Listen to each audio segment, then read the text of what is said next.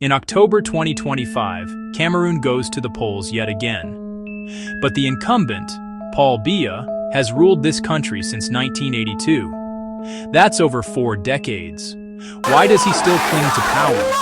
How has he survived successive challenges? And what has his presidency done to Cameroon's institutions, freedoms, and prospects? Today we dive deep into one of Africa's most enduring and most controversial presidencies. We ask, is Paul Biya among the worst leaders the continent has known?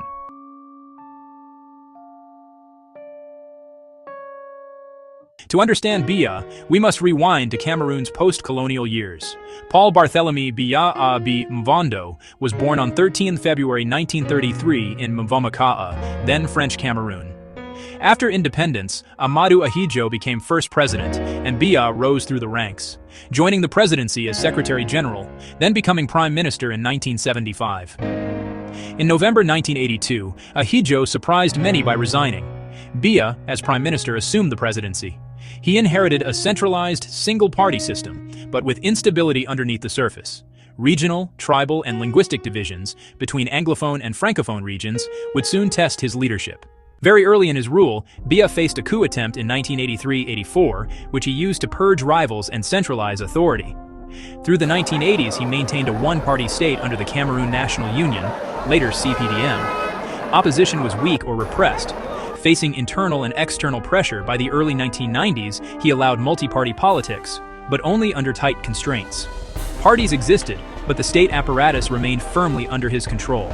Elections followed, but no credible or effective transfer of power ever took place. To cling to power for decades, Biya has employed multiple strategies of control. 1. Security apparatus loyalty. The military, gendarmerie, intelligence services are personally loyal. Dissident generals are purged. 2. Electoral manipulation. Accusations of vote rigging, irregularities, barriers to opposition. 3. Institutional capture. Courts, electoral commissions, legislature are stacked or pressured. 4. Patronage and clientelism. Distributing state resources, contracts, jobs to supporters, especially in his base regions. 5. Media and censorship. Limiting free press, controlling state media, intimidating dissenting voices. 6. Divide and rule, exploiting regional, ethnic, linguistic cleavages, particularly the Anglophone crisis, to distract and suppress unified opposition. Together, these tools keep political competition weak and fragile. Over 40 years of rule, what has Biya delivered, or failed to deliver? Economic stagnation and inequality. While Cameroon has natural resources, oil, timber, cocoa, many remain impoverished. Wealth is concentrated. Poor public services, education, healthcare, infrastructure are weak, especially in rural or marginalized regions. Regional neglect. The Anglophone regions, Northwest, Southwest, have suffered systematic marginalization, fueling violent conflict in recent years. Human rights abuses, repression of protests, arbitrary arrests, suppression of critics, restrictions on freedom of speech. Corruption. Billions in public funds have allegedly been diverted. Contractors connected to elites prosper. The general population sees little benefit. These maladies are not unique to Cameroon, but under Biya they've entrenched and worsened. Paul Biya was born in 1933. As of 2025, he is 92 years old. At such advanced age, many expectations arise. Diminishing energy, health concerns, reliance on aids, behind-the-scenes decisions.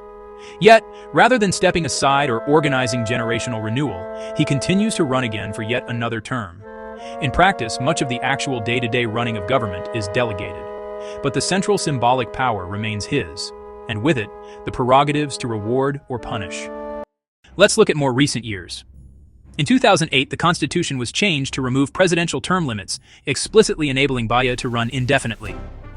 In 2018, Biya won with over 71% of officially reported votes. Opponents alleged fraud, low turnout, intimidation. In 2025, Biya filed to run for an 8th term, despite being 92. Meanwhile, opposition forces are attempting to unify. Among them, Issa Chiroma Bakari, once a Biya ally, now challenges him. He has declared victory, though official results remain unverified. Civil society groups, student protests, diaspora activism, social media campaigns are growing, but face repression. Across Africa, several leaders have ruled for decades. but Biya ranks among the longest continuous non-royal heads of state globally. His longevity has come at significant cost. Weakening of democratic norms and institutions, erosion of accountability, brain drain and youth disillusionment, entrenched clientelism and inequality, escalating regional conflicts, notably Anglophone crisis. Why does Biya continue to cling to power, even into extreme old age? Greed for power. The presidency brings control, money, influence. He may not wish to lose that. Fear of accountability. If he steps down, investigations, indictments, or retribution may follow. Legacy control. He may wish to shape his legacy on his terms rather than through defeat. No viable successor. He may doubt that any subordinate or protege could keep control or protect his interests. Institutional entrenchment. The state apparatus is built around him. Change threatens the whole system he's supported. Entrapment. At his age, he may believe he has no alternative. Even withdrawal feels existentially dangerous. So what needs to happen for Cameroon to break free? Unified, peaceful opposition under credible leadership. Electoral reforms, independent electoral commission, ballot transparency, judicial independence, remove control of courts by the executive, international pressure, African Union, UN, donors pushing for fair elections, youth mobilization, empower the next generation to demand accountability, diaspora engagement, financial, political support, media amplification. Paul Biya's nearly half-century grip on power is emblematic of a deeper crisis, when one man becomes the institution. His continued rule in extreme age, and his resistance to stepping down, reflect not just personal ambition, but a systemic erosion of accountability, democracy, and national progress. Cameroon today sits at a crossroads. Stay under this weight, or dare to imagine a new era. If you found this video illuminating, hit like, share, subscribe, and help spread awareness. Let us support Cameroonians in their quest for democratic renewal. Thank you for watching.